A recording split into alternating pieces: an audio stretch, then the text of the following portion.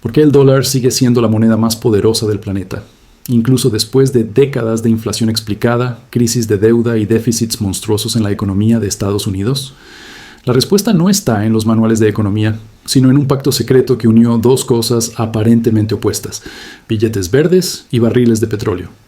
Lo que nació en salas privadas de negociación en los años 70 se convirtió en el verdadero patrón monetario del mundo. No oro, no productividad, no innovación, petróleo. Y esa alianza, conocida como el sistema del petrodólar, no solo salvó al dólar de su colapso, sino que reordenó la geopolítica global durante medio siglo. Para entenderlo, hay que volver a 1971. Ese año, Richard Nixon anunció el fin del patrón oro. Desde la Segunda Guerra Mundial, el sistema de Bretton Woods había garantizado que el dólar estuviera respaldado por oro, a razón de $35 la onza. Pero el gasto descontrolado de Estados Unidos en la guerra de Vietnam y en programas internos hizo imposible mantener esa promesa. Cuando Nixon cerró la ventana del oro, el mundo entró en un vacío de confianza. De pronto, el dólar ya no tenía respaldo. Era papel. Y los países comenzaron a preguntarse, ¿por qué seguir aceptando billetes verdes como moneda de reserva? La respuesta vino en forma de crisis. En 1973, los países árabes productores de petróleo, en represalia por el apoyo occidental a Israel en la guerra de Yom Kippur, impusieron un embargo que disparó el precio del crudo. De la noche a la mañana, el petróleo se convirtió en el recurso más estratégico de la Tierra.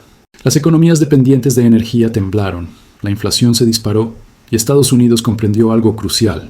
Quien controlara el petróleo, controlaría el valor de las monedas. Fue entonces cuando Washington trazó su jugada maestra. En 1974, Henry Kissinger y otros arquitectos de la política exterior estadounidense viajaron en secreto a Arabia Saudita, el mayor productor mundial. El acuerdo fue simple y brutal. Todo el petróleo saudí debía venderse exclusivamente en dólares.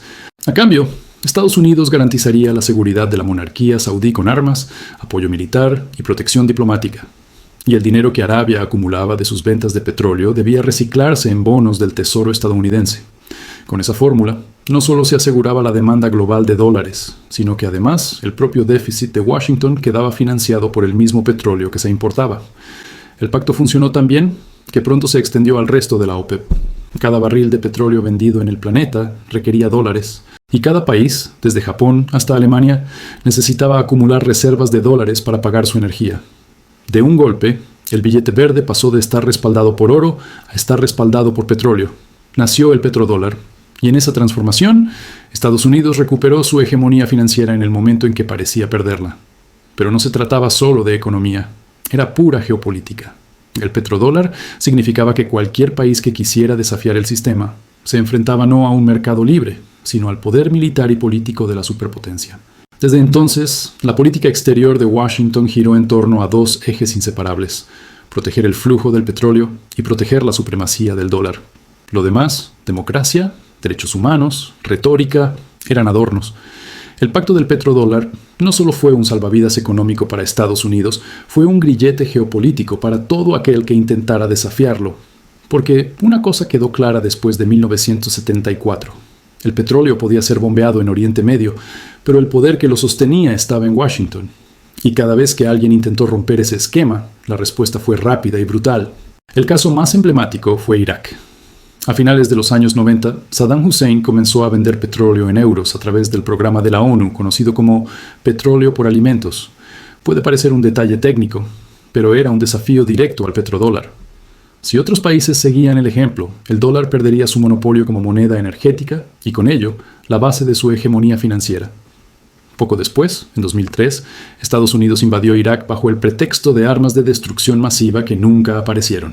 El resultado fue claro: Saddam cayó, el petróleo iraquí volvió a comercializarse en dólares y el mensaje quedó grabado para todos. Desafiar al petrodólar era una sentencia de muerte. Unos años más tarde, Libia. Muammar Gaddafi propuso en 2009 crear un dinar oro africano, respaldado por reservas de metales preciosos, con el que se pagaría el petróleo y el comercio del continente. Era, básicamente, un sistema paralelo que habría reducido la dependencia del dólar en África. 2 años después, en 2011, una coalición liderada por la OTAN bombardeó Libia. El régimen colapsó y Gaddafi terminó asesinado en una zanja. Oficialmente, la guerra se justificó por motivos humanitarios, pero para muchos analistas, el verdadero crimen de Gaddafi fue querer reemplazar al petrodólar con una alternativa africana. Irán también ha sido un punto de fricción permanente. Desde la revolución de 1979, el país ha buscado vender petróleo en otras monedas, más recientemente en yuanes como parte de su alianza con China. Las sanciones financieras que Estados Unidos impuso durante décadas no solo tenían que ver con el programa nuclear iraní, también eran un mecanismo de castigo contra un actor que osaba desafiar la arquitectura del dólar. Y más recientemente, Rusia. Tras las sanciones de Occidente en 2022, Moscú comenzó a vender su petróleo y gas en rublos y yuanes, desplazando parcialmente al dólar. Esa fue una sacudida directa al corazón del sistema, porque por primera vez en medio siglo una potencia energética de primer orden buscaba desdolarizar su comercio a gran escala. No por casualidad, la narrativa occidental convirtió a Rusia en el enemigo absoluto, mientras que en paralelo se fortalecían alianzas con países del Golfo para mantener firme el ancla del petrodólar. El patrón es imposible de ignorar. Cada intento de desafiar el sistema termina en guerra, sanciones o aislamiento. El petrodólar no es solo un acuerdo comercial. Es una doctrina geopolítica respaldada por el poder militar más grande de la historia. Lo que Estados Unidos garantiza, a cambio de que el petróleo se venda en dólares, no es únicamente seguridad para Arabia Saudita o los países de la OPEP. Es el recordatorio de que, detrás de cada transacción, hay portaaviones, bases militares y alianzas diplomáticas diseñadas para proteger el trono del billete verde. Y aquí está la ironía. El dólar ya no se sostiene por la disciplina fiscal de Estados Unidos, que arrastra la mayor deuda pública de la historia, ni por su productividad, que enfrenta competencia global feroz. Se sostiene porque todo el planeta sigue necesitando petróleo, y porque ese petróleo se compra en dólares.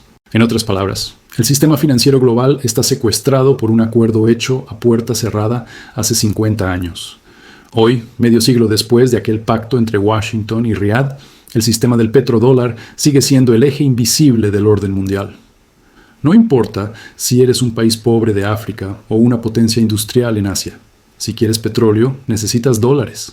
Y para tener dólares, tienes que jugar dentro del sistema financiero dominado por Estados Unidos. Es un círculo perfecto. El petróleo asegura la demanda del dólar y el dólar asegura el poder geopolítico de Estados Unidos. Pero como toda alianza, también tiene grietas. El punto débil siempre fue Arabia Saudita, ese socio incómodo que sostiene el esquema. El reino es un petroestado absoluto, gobernado por una familia real que depende de la protección militar de Washington para sobrevivir en una región plagada de enemigos. Durante décadas, ese intercambio fue claro: petróleo por seguridad. Pero el mundo de 2024 no es el mismo de 1974. China se ha convertido en el mayor comprador de crudo saudí y empieza a presionar para pagar en yuanes. Rusia, sancionada, busca crear un bloque energético alternativo. Incluso dentro de Estados Unidos, la transición energética y el auge del fracking han cambiado la ecuación. El país ya no depende tanto del petróleo saudí, pero sí depende de que el mundo siga usando dólares. El problema es que si el petrodólar se rompe, el dólar pierde su pilar geopolítico. Y con ello, Estados Unidos perdería la capacidad de financiar déficits infinitos a costa del resto del planeta. Porque esa es la esencia del acuerdo. Mientras todos los países necesitan dólares para pagar su energía, Washington puede imprimirlos sin límite y exportar inflación al resto del mundo. Lo que para Estados Unidos es flexibilidad monetaria. Para los demás es devaluación, deuda externa y crisis recurrentes. El petrodólar ha sido, en realidad, la mayor máquina de transferencia de riqueza de la historia moderna. La pregunta es, ¿puede sobrevivir este sistema en un mundo que se mueve hacia energías renovables, hacia la multipolaridad, hacia monedas digitales soberanas? Los intentos de China de internacionalizar el yuan, las discusiones sobre el BRICS como bloque financiero, e incluso los avances en monedas digitales de bancos centrales, son señales de que el trono del dólar ya no es tan seguro. Y sin embargo, cada vez que alguien anuncia el fin del petrodólar, la historia nos recuerda que el poder no se mide solo en economía, sino en cañones, portaaviones y alianzas militares. La lección para nosotros, como individuos, es que el dinero nunca es neutral. No vale por lo que está impreso en un billete, ni siquiera por la productividad de una nación. Vale porque hay acuerdos de poder que lo sostienen. El petrodólar demuestra que la moneda más fuerte del mundo es fuerte no por magia, sino porque está respaldada por pactos secretos, por petróleo y por armas. Y eso significa que nuestra independencia financiera y nuestras estrategias de riqueza siempre deben considerar que vivimos dentro de un sistema diseñado por otros. Un sistema que puede cambiar de rumbo de un día para otro, como cuando Nixon cerró la ventana del oro en 1971. El petrodólar fue la coronación del dólar como rey absoluto. Pero como toda monarquía, no es eterna. Cuando cambie, será abrupto, y los que no lo entiendan serán los primeros en pagar la factura. La historia no se repite. Pero si no la entiendes, te aplasta igual. En este juego, la información vale más que el dinero. Suscríbete y empiezan a invertir en lo único que nadie puede quitarte: conocimiento.